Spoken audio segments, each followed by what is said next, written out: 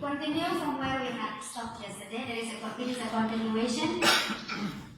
It is a continuation of what we have seen yesterday.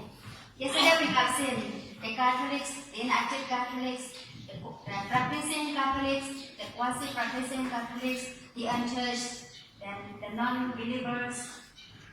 And today we will find out with the help of